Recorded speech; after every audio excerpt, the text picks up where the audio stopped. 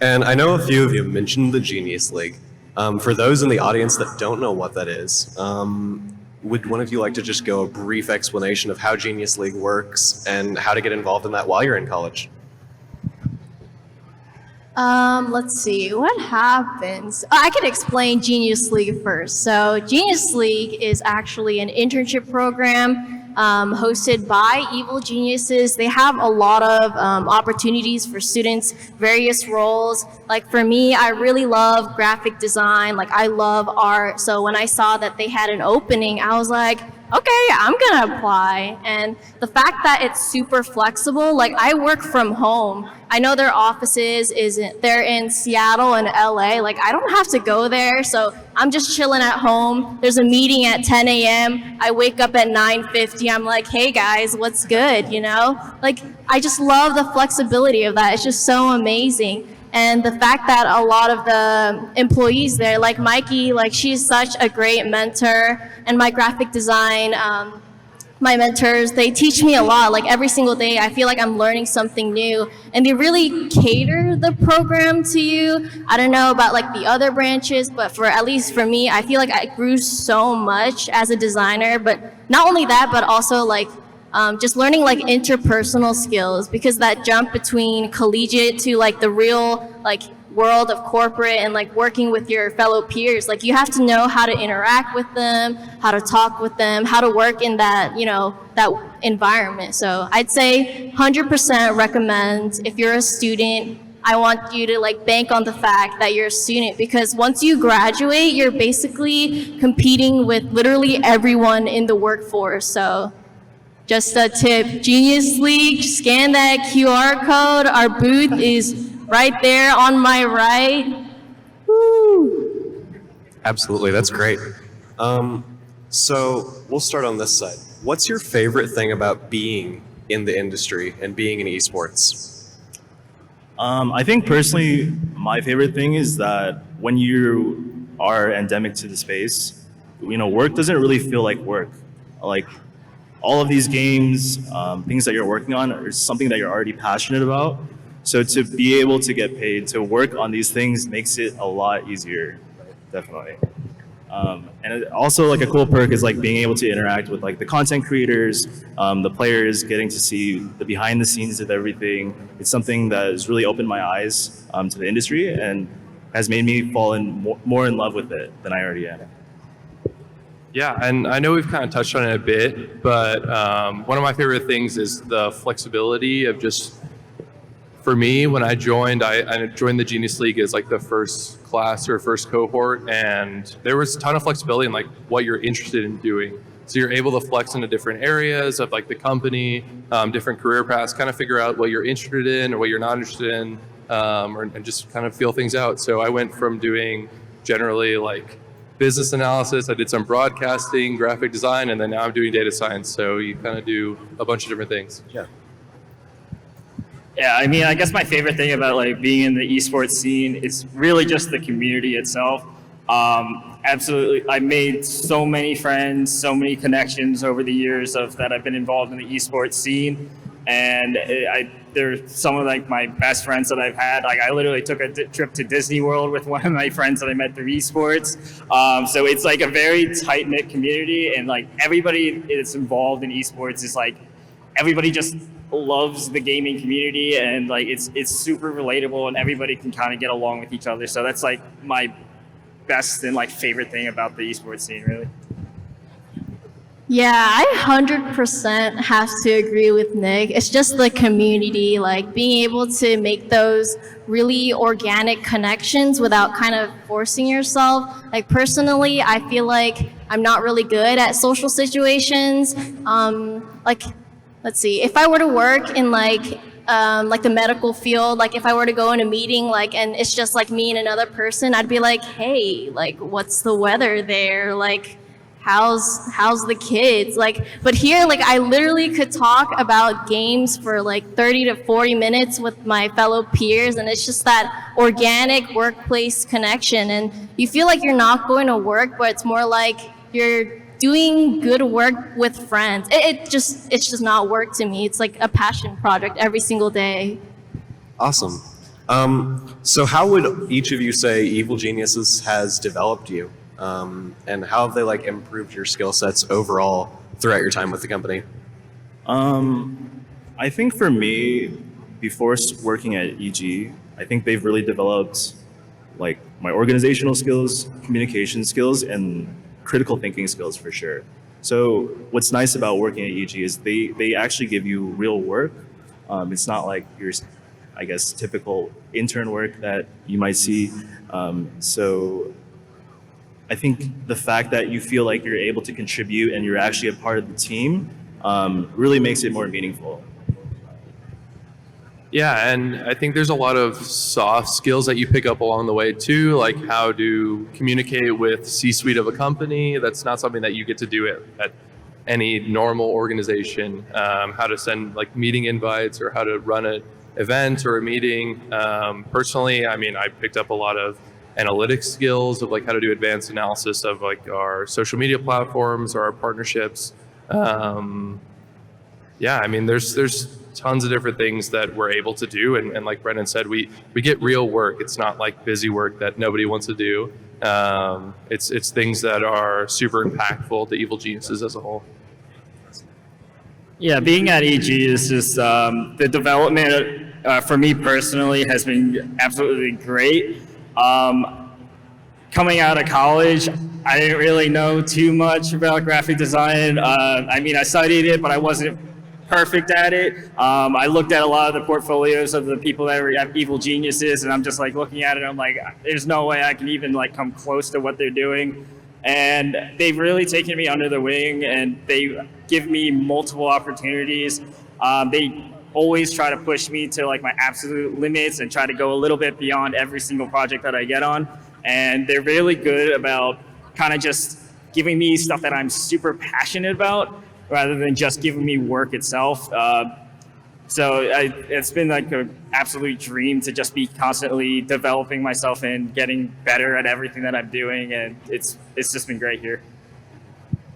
Yeah, I'm gonna have to +1 on Nick's answer. Like, you just learn so much. It's like you're in an environment like with industry professionals, and you're kind of like put into that position where you have to grow. Not only in design, but also those interpersonal skills that I mentioned earlier. Like as a college student, like I'm only surrounded by students, so you know, like the vernacular that I'm with them, doing that gamer terminology. I'm like, hey, poggers, you know, all that kind of stuff. Like you can't really do that in the workplace, and when you're like texting to, whether it be like through Slack or any like work communications, you really have to learn those interpersonal skills. Networking is also a big one. If you told me to talk to my fellow like employees at EG like a year ago, I'd be in shambles. I'd be like, hey, you know, like, how you doing? But now it's like, oh, I've grown as a person, and I can definitely see that too. What is the biggest change you guys see coming to esports media? And that can be anywhere from our social media spaces all the way to the traditional broadcast or even tournaments like we're running right now. I guess I can start. You said media, right? Okay.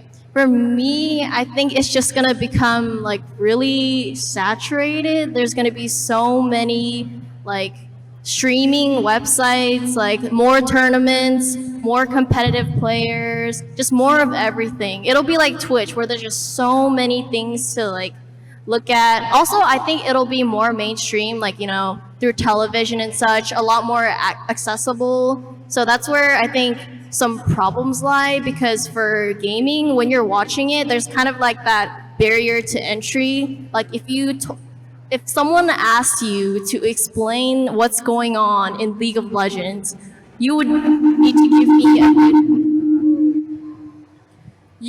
to give me a good 2 to 3 hours just to explain all the mechanics. Whereas like baseball, like you can be like, you hit ball, you run around in circle. It's not the same for video games, you know? There's that like, you gotta explain a little bit. So I guess that's what I feel about.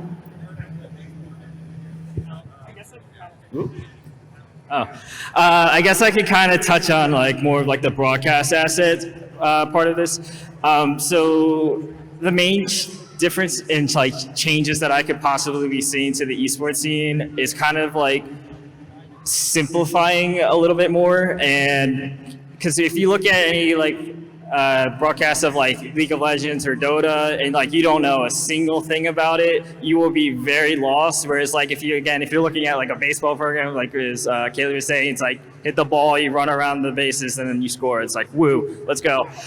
So I think that's probably like the biggest change that you'll ever see is like trying to get like all the information from the game and kind of simplifying it down and just giving it to so it's a lot more mainstream and a lot more easier for people to view, especially that are people that are outside of the scene. I'm going to say it's kind of the opposite of what they're saying. I am excited for more analytics to be put into different broadcasts. I think it's super exciting to see like League of Legends and Valorant that are franchising incorporate more like advanced stats or just more ways to explain the game like on broadcast. And here at EG, we kind of do the same thing. But it's incredible how precise you can get with information in like a virtual environment. So I'm excited to see more of that. I think from like a marketing perspective, I think it's going to be a lot more focused on the individual player itself or themselves versus like the organization. So similar to like traditional sports, you have, you know, LeBron, Tom Brady, like all the top athletes in the respective sports, just ubiquitous in all these different commercials and everything like that. So I think as we kind of progress, we're going to see a lot more marketing that's focused on the actual individual versus like the teams.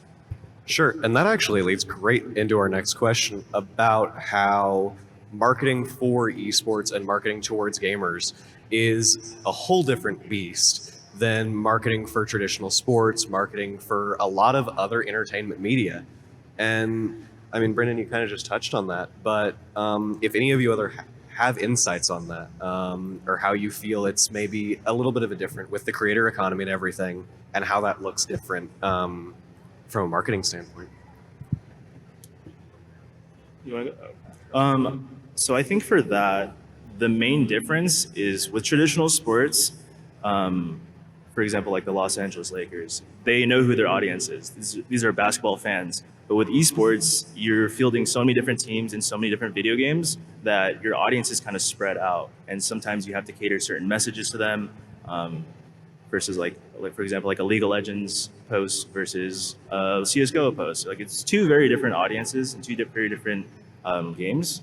So I think in that aspect, it's sometimes more difficult because you have such a wide variety of people that you're trying to talk to.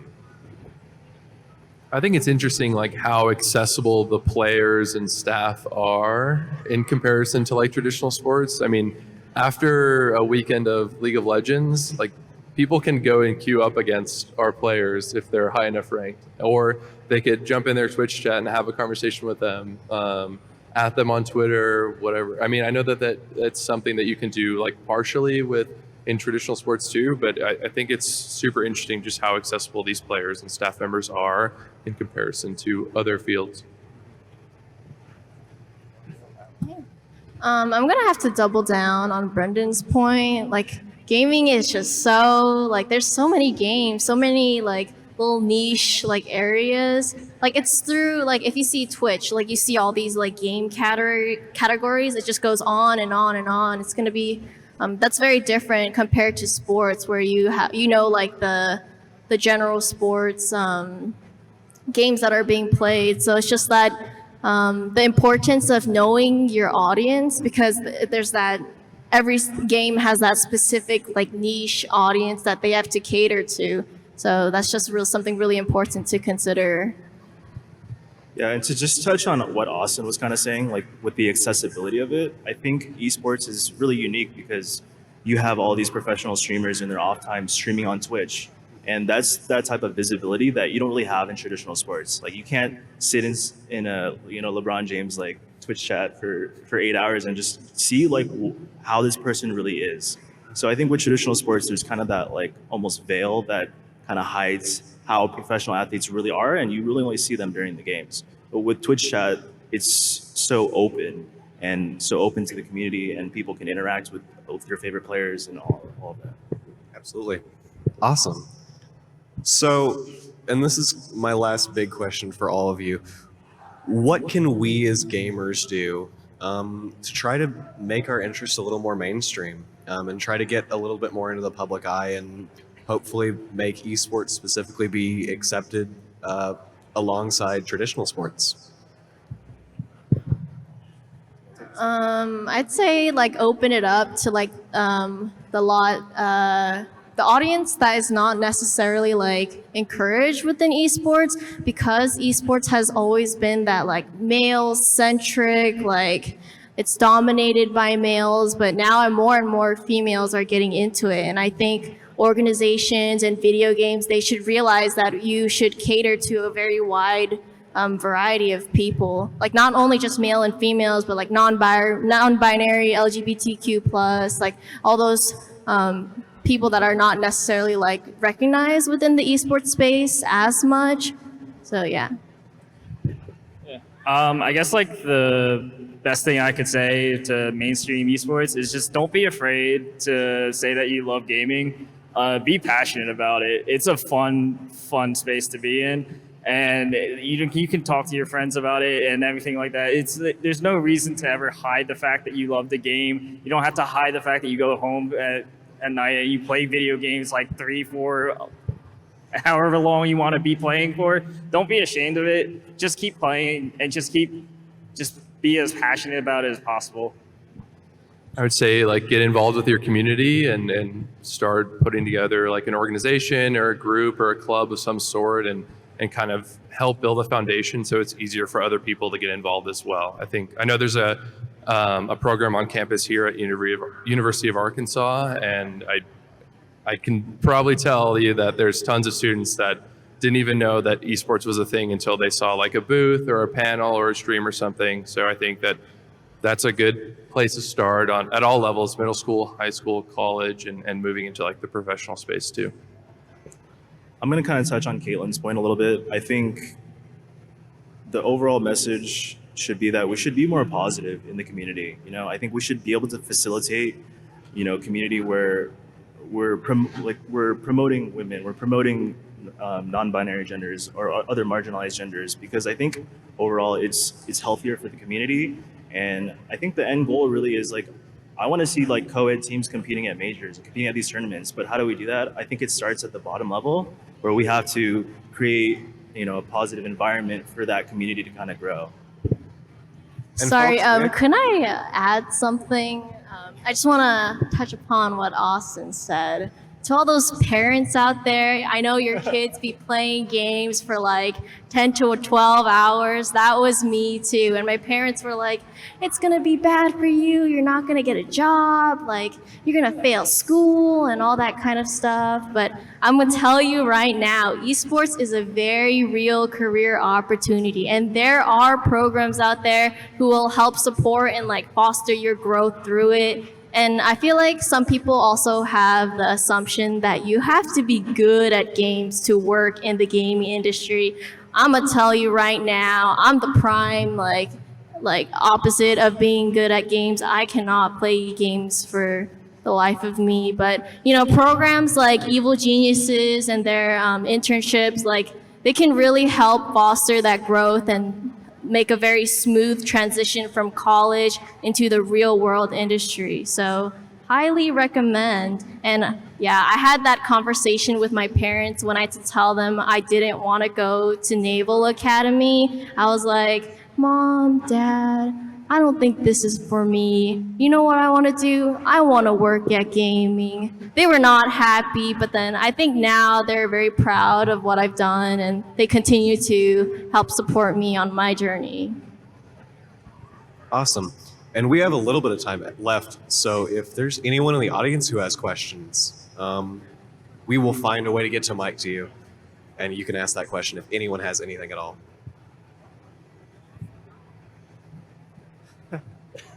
Any questions? If you can yell really loud, we'll repeat it. If you can yell really loud, we'll repeat it.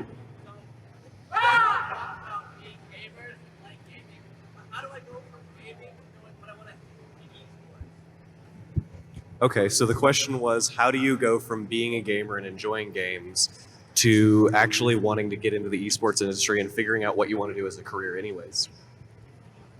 I think you can start by just kind of figuring out what you do for fun or like things that you're interested in. I actually joined the internship program as like a general intern. So I didn't necessarily know what I wanted to do. I just knew that I was interested in like business analysis. I knew like broadcasting was kind of cool, but I don't know how to turn that into a job. Graphic design is like, maybe, I know you guys do a great job, but it's not for me. And EG has a program that you can kind of figure out what you want to do. But I think it starts with just trying things out and seeing where you can apply like your skill set and what you're good at and then what you find enjoyable.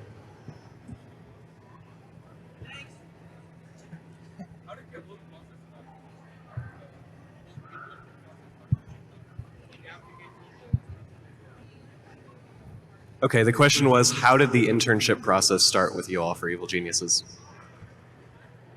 We all have like very different stories Yeah. of how it started. I guess I can do mine and then you guys can explain yours. So I saw that Evil Geniuses had an opening. They posted on Twitter. They were like, hey, we're hiring some interns. Like the work is flexible. You can work remotely during your school time as a student. And I was like, hey, that's perfect for me. I can get a real world experience, you know, have that transition into the corporate world. Because before this, I've never ever worked at any like part-time job. Like I haven't like worked in retail or like, you know, like any restaurants of any sort. So I didn't know what I was expecting. So I applied, I sent my resume, my cover letter, my portfolio. I think within 2 to 3 weeks, I got a response back with an email and they're like, hey, when are you available for an interview? Let's talk about it, you know. And then I think I went through 2 interviews, if I remember correctly. One with Mikey, and then another with my graphic design mentors. So they just asked me like a lot of the general questions, and then the more technical questions was in the second part of the interview. So yeah, I think it went pretty smoothly. I had a lot of fun. It was more like a conversation rather than an interview. Yeah, so I started getting into. I first heard about the Genius League from Kelsey. She was part of Evil Geniuses a while back.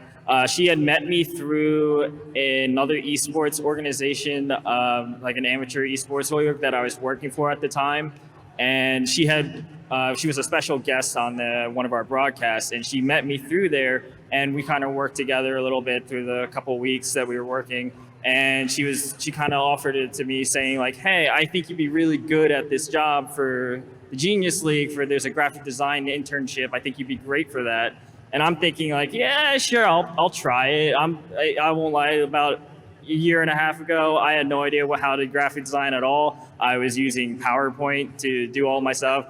Because originally when I started getting into graphic design, I kind of just was trying to help out with this little small small esports team that I was, they kind of just needed help doing anything. I was like, okay, sure, I can try graphic design. And then that's kind of how I started to learn how to graphic design. It was like, oh, I'm actually pretty good at this.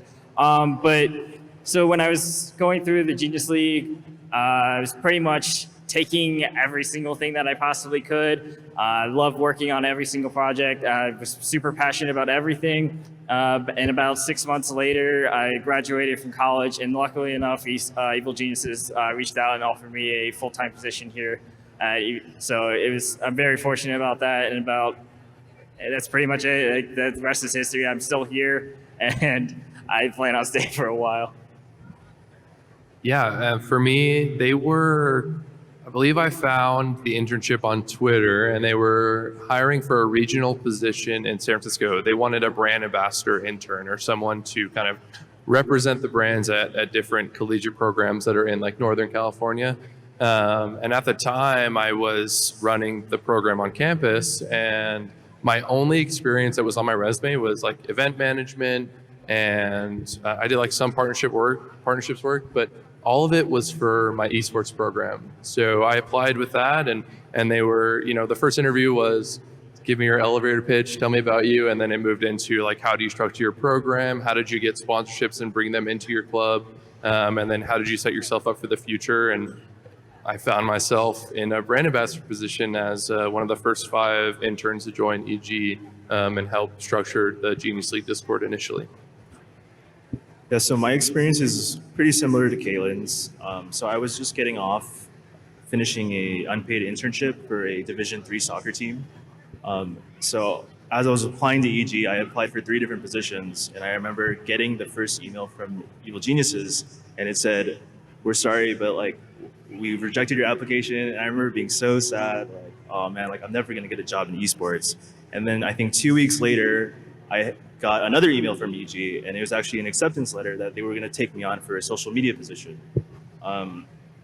So I was never too fond of social media, but because that was the position that I was working at my other internship, I guess they saw that I had enough experience to come on.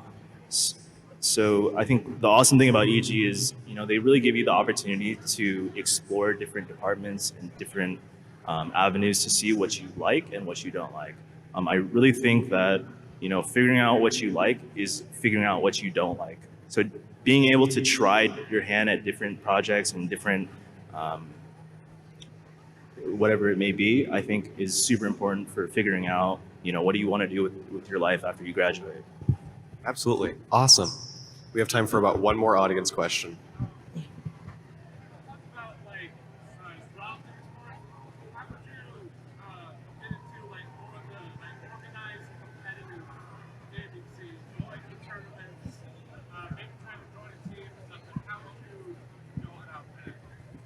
Okay, the question was, how would you go about getting into either tournament directing or being as a player in tournaments and like getting really onto the teams themselves? I'd say market yourself because esports is so like heavily intertwined with Twitter. A lot of the esports professionals, more on like the athletic side, they use Twitter like to basically market themselves. They post their resume, I've worked with this, and this, like at my college, I established this. And because of my coaching, like I was able to go to these tourneys and support these players. So I feel like that's like one of the prime ways to spread like how you're able to make an influence in your past experiences. And yeah, your resume has to be really big. I've seen some people like make reels of what they do and post it on Twitter. But yeah, market yourself. That's like the biggest thing I could say. And if you don't have a Twitter account, I highly recommend making one because esports and Twitter go like hand in hand. Like you have to know what's up. Yeah, I think the biggest thing for that is you really have to network. When you're trying to come up in the scene, I see this all the time for aspiring professional players. Well, they will burn a lot of bridges through matchmaking or wherever it may be, and people will not want to play with you because of your attitude. So I think being able to network, putting yourself out there, being visible on social media will get your name out there to people who need to see your name. Yeah, and there's also tons of Discords that you could join and just start having conversations with different people, like in DMs or in the channels. I think esports is super interesting because there's like tons of resources that you can go and find just by searching. So searching Discords, there's different tournament organizers online like Battlefly, AVGL, Challenge, Smash. I mean, searching for what's local, trying to get involved in local communities, and if you're a player, entering that way, and then seeing what's happening there. And if you just want to start organizing, I mean, you can also post your tournaments in those areas too. And I would even add to that, for those of you who are in high school, college, join an esports program. If your school doesn't have one, make one. If you're here at UARC, we have a great program here. We would love to have you. We really like to support you, and we want to help you be as successful as you can. Well, to end on somewhat of a fun note, what games are you guys into right now? Right now, I've been playing a lot of Dota 2 ever since I started working at Evil Geniuses again. Probably my main games are Dota, Valorant, and the occasional League of Legends ARAM, and Played Up. I've been playing a lot of Valorant recently. EG just got into the Valorant partnership program, and that kind of revitalized my love for the game, or semi-love, because sometimes it's not fun, but most of the time. Yeah, for me, I'm a big League player. I've been playing since pretty much season 1 in beta. But recently, I've been starting getting into a lot more FPS games. So I've been playing Valorant a lot more. Dabble a little bit with Apex. I'm kind of bad with it, so I don't know how. I'm not really great with that one. But recently, with Overwatch 2 coming out, that's probably been my main game recently that I've been playing. So. I'm the same. I've been playing a lot of League, Overwatch. I've basically touched upon a lot of the bigger titles, but I'm an MMORPG fan at heart, so I'm talking World of Warcraft, Final Fantasy XIV. I love Guild Wars 2. MapleStory is a good OG one. Yeah, those are all my favorites. Awesome. As we wrap up, where can everyone find you if they have more questions or if they want to hear more from you guys? Well, you can find us right over there at the EG booth. But on social medias, I'm personally on Instagram, Twitter, and LinkedIn. Yeah, I'm on Twitter too and LinkedIn. LinkedIn is, I think, a great way to connect. Yeah, same thing. I'm on Twitter and LinkedIn as well. I'm the same at Odie Meals on Twitter, like oat meals, but it's Odie Meals. Awesome. Well, thank you so much, guys. And can we have a hand for all of our evil geniuses, folks?